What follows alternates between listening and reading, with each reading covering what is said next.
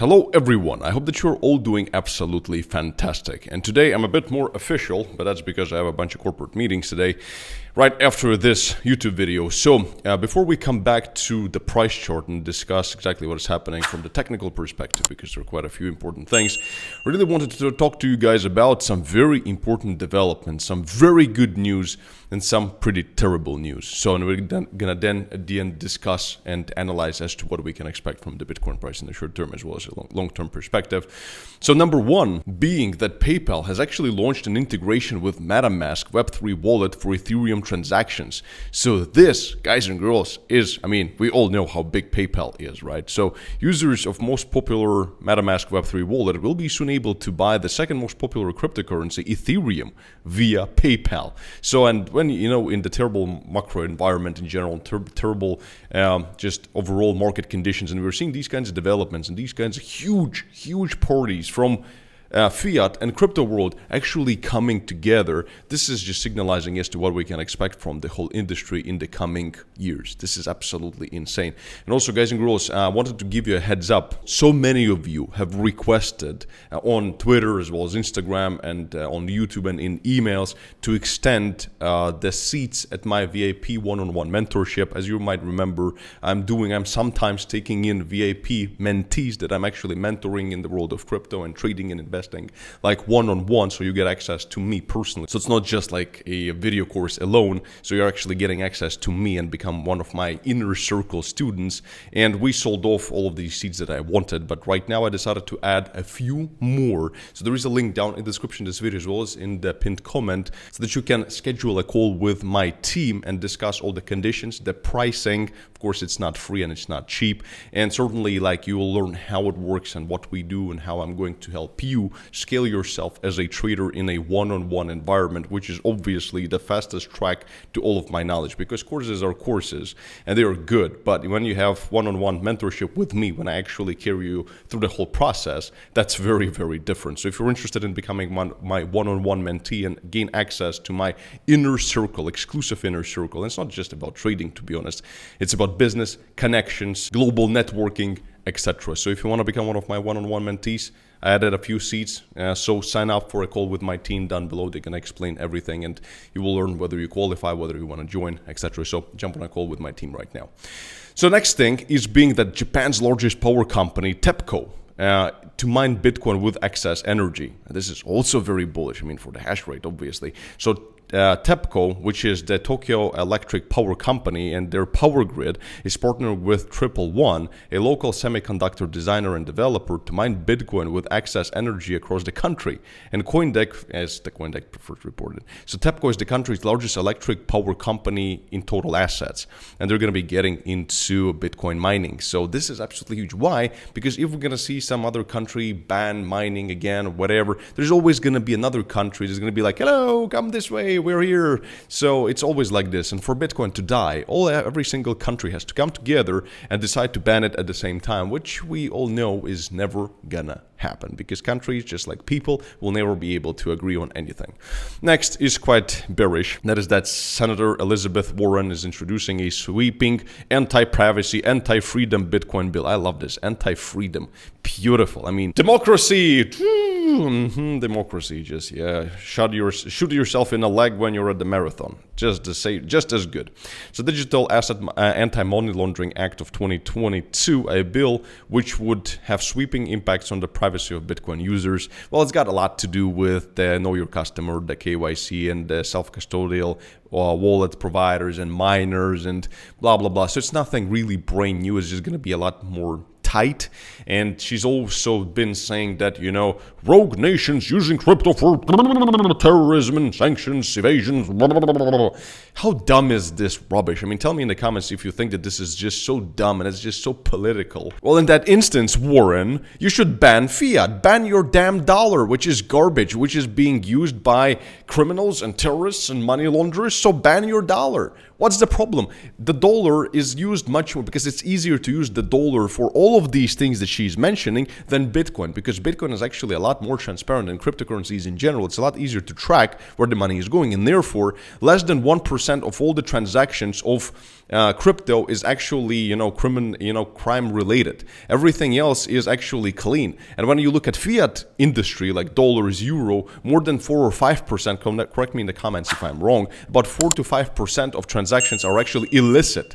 So it's like 5 to 10 times more in your own system, and you're shitting on crypto. You should be giving up on your fiat system and moving to crypto.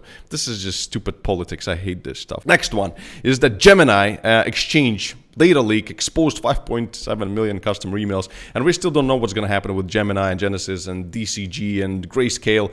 They've been quite very quiet recently. They're trying to solve it. They have some time, but again, will this be the next cascading liquidation event just like FTX? We don't know. We'll have to see. But I mean, it's not getting any better for sure with this 5.7 leak of 5.7 million customer email leak for sure. Next thing is that the Federal Reserve, and this is something that we already talked about in yesterday's stream. If you haven't seen it, check it out right here. Very important stream with all the details, intricacies, and everything that is happening. So Federal Reserve raised interest rates by 50 basis points. That's something we've expected to curb inflation and see steeper hikes ahead. So, and by the way, Jerome Powell was very, very hawkish yesterday, like no hope for us, like whatsoever. But the central bank forecast, they're forecasting another 3/4 point in rate increases next year, which is again more than was previously estimated, which is once again very bearish. And Fed officials are thus signaling they believe inflation is still too high and aren't backing off their hard-nosed battle to subdue inflation, despite growing recession risks. And quite frankly, yesterday when I was listening to what he was saying, I really don't think we're going to see a softish landing. So, and this leads us into this article right here, that Peter Brandt is forecasting major move for Bitcoin. And basically, it's a long article, but all we have to care about here is that he said that technicals are suggesting a washout to nearly 30% down from the current prices. And this is also going to be supported by the whole narrative that is transmitted currently by Blackrock. And Blackrock is warning of unprecedented recession for 2023. And this is the, guys, before we move to the chart, this is like the most important article of them all, in my opinion. And also, if you want to see all of our trades that we are taking ourselves, then click the link down in the description of this video as well as in the pinned comment and join our free Discord channel, because this is exactly where we are posting all of our trades. And yesterday we made some very good money for our community, and like we are doing really well this year. And I mean, if you want to learn how to trade, see what kind of trades we're taking, then you really want to be in this community right here in the VIP signal section. There's an instruction of how to join it. It's free, it's easy to join, and our members are just taking insane profits, like absolutely crazy. 118% profit, 44% profit. So join us right now. And back to Blackrock. So basically what they're saying here is quite painful.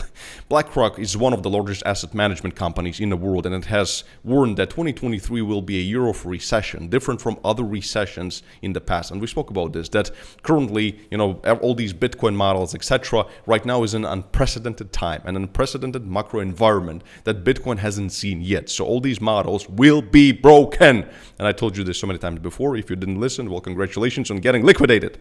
So basically what they were saying is that loose policy is not on the way to help support risk assets in their view. So we're not gonna see money printer come on anytime soon. That's basically what they're saying. And furthermore, BlackRock predicts that equities will likely suffer more as they're not priced in for this recession that is coming. And again, it's very obvious that we could see a huge recession because they're gonna just over tighten. They're gonna keep these interest rates too high for too long. Inflation is not gonna come down, and then certainly we're gonna see a huge spike in unemployment just because of these negative effects on economy of tightening are always delayed. So there is such a huge chance of a recession right now, as the economic damage caused by the actions of the central bank is still building. This is what I mean also, that there is a delay between the actual negative impact on the economy of the tightening and the actual tightening. So when it comes to inflation, the report states that central banks will have to stop tightening policies before reaching their intended inflationary targets and causing economic crises.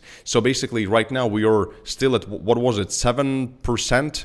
inflation. So and our target is what, 2%? So we went the whole year from 9%, we went to 7%. Like, wow. I mean, how long is this gonna take? And this is what we're talking about here. So even with a recession coming, we think we're going to be living with inflation. Even so, what they're basically saying is that even when the recession is going to come, the inflation is actually going to still be high. So this is going to be like some kind of a mix of recession, stagflation, inflation, which is bad. I mean, which is bad. So for this reason, and also Jerome Powell being so, hawkish yesterday, we saw this pump and then, basically buy the rumors and sell the news type of an event, and we're currently going down. If we're going to take a look at a bit of a volume, then we're going to see that the selling volume right here was quite big at the time of the press conference. See, it was very almost close to like capitulation volume kind of a thing if you just compare it right here. Okay, maybe it was half of it, but nonetheless still quite big volume. But right now, just technically, if you're looking at it, number one, well, join our Discord channel, link down in the description to see all of our trades.